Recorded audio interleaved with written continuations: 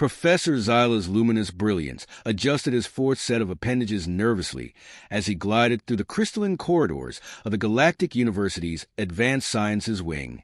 His bioluminescent spots flickered in a pattern that any fellow Luminan would recognize as supreme self-satisfaction, though he did his best to suppress it.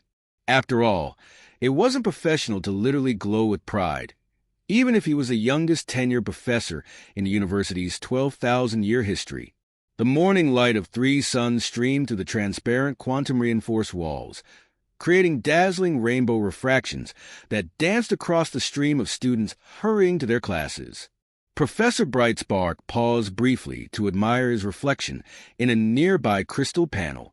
All 6 of his eye stalks were impeccably groomed, and his ceremonial academic robe shimmered, with the appropriate gravitas expected of a Level 9 quantum mechanics instructor. Professor Brightspark, a high-pitched voice called out. It belonged to one of his teaching assistants, a gaseous entity named Puff, who had to maintain their form within a containment suit. The new class roster has been updated for the semester. Ah, excellent, Brightspark hummed, his vocal sacs vibrating at precisely the right frequency to convey both authority and mild disinterest. I trust it's the usual collection of the galaxy's most brilliant minds, all thoroughly vetted by the Council of Academic Excellence. Puff's containment suit wobbled anxiously. Well, sir, about that, there's been an unusual addition. Brightspark's eye stalks all swiveled toward Puff simultaneously, a gesture that usually made junior faculty members dissolve into their component molecules from sheer stress. Unusual how? The Galactic Council has, well, mandated that we accept a student from a newly discovered species for diversity initiatives. You see, oh, spare me the bureaucratic nonsense, Brightspark sighed, releasing a small cloud of spores, his species' way of expressing exasperation. Which backwater civilization are we babysitting this time? The photosynthetic philosophers from Chlorozex? The quantum-entangled hive mind from the B Nebula? Humans, sir, from Earth. Brightspark's bioluminescent spots flickered in what could only be described as a spectacular display of disbelief. Earth, that tiny, waterlogged rock that only recently figured out how to split the atom without obliterating itself, the same species that still uses combustion engines in some parts of their world. Absolutely not, he declared, all 6 eyes blinking in sequence. My class is legendary across 17 star systems. I reduce quantum physicists with 3 centuries of experience to tears. My assignments have caused 2 different species to evolve additional brain lobes just to cope with the computational demands. The professor's reputation was indeed the stuff of academic legend.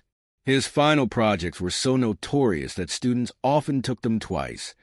Once to fail spectacularly, and a second time to fail slightly less spectacularly, but with a better understanding of why they failed. The university had even created a special grading curve just for his classes, one that occasionally involved imaginary numbers and sometimes produced results in different dimensions.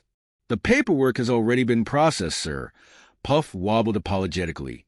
They're calling it the Interstellar Academic Exchange Program. Brightspark's color shifted to a deep shade of indigo, the luminant equivalent of a resigned sigh.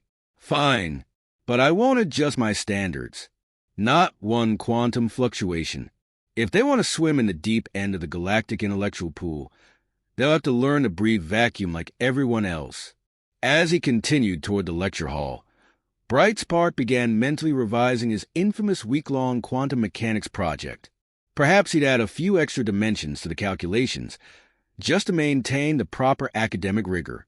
After all, he had a reputation to uphold, and no primitively evolved, bipedal species was going to change that. Little did Professor Zyla Brightspark know, his carefully maintained reputation was about to be turned on its head, all 6 eyes of it. The next morning, Professor Brightspark swept into the lecture hall, his academic robes billowing dramatically within his personal gravity field. His entrance usually inspired awe and terror in equal measure, but today something felt off. The usual terrified silence was instead filled with whispers and the occasional gasp. Each of his eye stalks swiveled independently, scanning the usual assortment of advanced species. There was a cluster of quantum probability clouds sharing the same space-time coordinates, a few crystalline beings refracting light in complex mathematical patterns, and even a temporal anomaly who was simultaneously arriving late and leaving early. And then he saw it. The human, Marcus Rodriguez, sat in the middle row, looking ridiculously solid and unremarkably three-dimensional compared to his fellow students. No extra dimensions, no quantum uncertainty about his position, not even a slight temporal displacement, just flesh and bone, and a rather garish piece of clothing the human database referred to as a Hawaiian shirt. "Welcome to Advanced Quantum Mechanics," Brightspark announced, his vocal sacs deliberately producing frequencies that would induce mild anxiety in most species. "I see we have our usual diverse group of the galaxy's finest minds." He paused meaningfully, all 6 eyes narrowing on Marcus. "And our mandatory diversity, inclusion." The human had the audacity to smile and wave.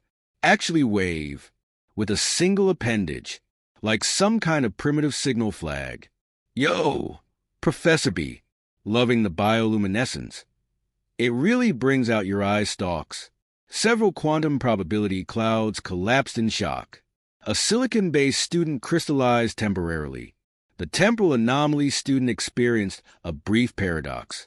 Brightspark spots flash in patterns that would have made a Luminan linguist blush. That's Professor Brightspark. And in this class, we maintain proper academic decorum at all times. He pulled up the class roster on his quantum display. "I see you scored adequately on the entrance exams, Mr. Rodriguez. Call me Marcus. And yeah, those tests were pretty fun, especially the 11-dimensional.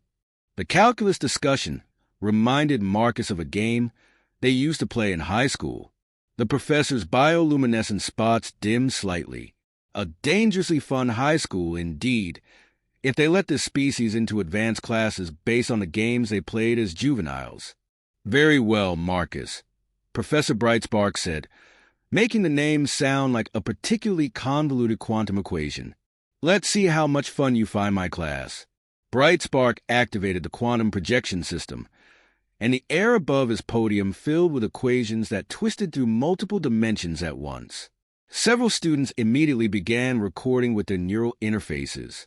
The temporal anomaly student was already looking up answers from next week, technically cheating but impossible to prove. "Your assignment," Brightspark announced, his vocal sacs vibrating with unholy glee, "is the infamous Quantum Reconciliation Project. You have precisely 1 standard week to complete it." A collective groan echoed through the lecture hall.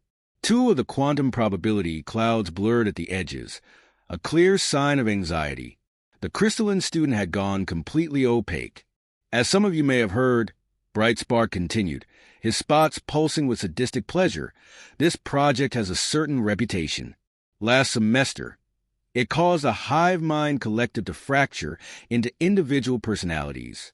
The semester before that, a temporal mathematics major had to take a century-long sabbatical just to recover. Marcus Rodriguez, meanwhile, was casually doodling on an archaic piece of processed tree pulp using a primitive carbon-based marking tool. The sheer disrespect made Brightspark's auxiliary digestion system clench. "The project requires you to reconcile quantum uncertainties across 13 dimensions while accounting for temporal paradoxes in at least 7 alternate timelines," the professor continued. "You must show all your work, including calculations that prove why impossible solutions are, in fact, impossible." A silicon-based student in the front row had already begun to crystallize from stress. Their teaching assistant, Puff, quickly adjusted their containment field to prevent a full-scale molecular breakdown. Additionally, Brightspark added, noting with satisfaction that even the temporal anomaly student had stopped trying to peek at next week's answers, you must account for the Heisenberg compensation factor across all quantum states simultaneously, while maintaining probe coherence in a sub-zero Kelvin environment. He paused for dramatic effect, waiting for the inevitable wave of panic. The quantum probability clouds flickered chaotically. The crystalline student developed a visible crack from the stress. And yet, Marcus was whistling. Actually whistling. Some primitive Earth melody the professor's universal translator identified as "Don't worry, be happy." Bright Spark's 6 eyes narrowed to pinpoints of light. "Something amusing, Mr. Rodriguez?" Marcus leaned back in his chair, grinning. "Nah, Professor B. Just thinking this sounds like a fun puzzle. Kind of like that time I had to figure out how to fit my entire gaming setup into a tiny dorm room. It's all about efficient space utilization, right?" Bright Spark spots flashed in patterns that would translate to several prohibited words in polite Luminan society. Did this human not understand?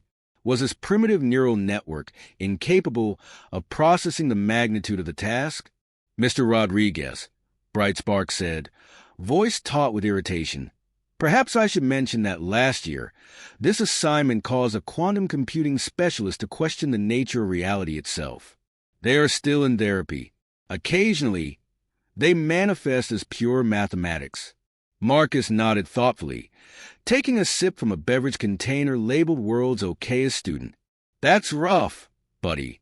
But you know what they say on Earth. The best way to eat an elephant is one bite at a time." The universal translator struggled with the idiom, causing several nearby quantum displays to glitch. Bright Spark felt a headache forming in all 3 of his brain clusters. "You have exactly 1 standard week," he repeated, enunciating each word with a precise frequency designed to instill dread.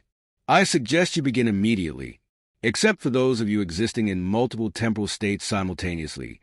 You technically began yesterday." As the lecture hall erupted into frantic activity, students rushing to secure quantum computing resources and temporal reference materials, Marcus stretched in his chair, took another leisurely sip from his cup, and smiled. "No time like the present," he said cheerfully, making absolutely no move to start.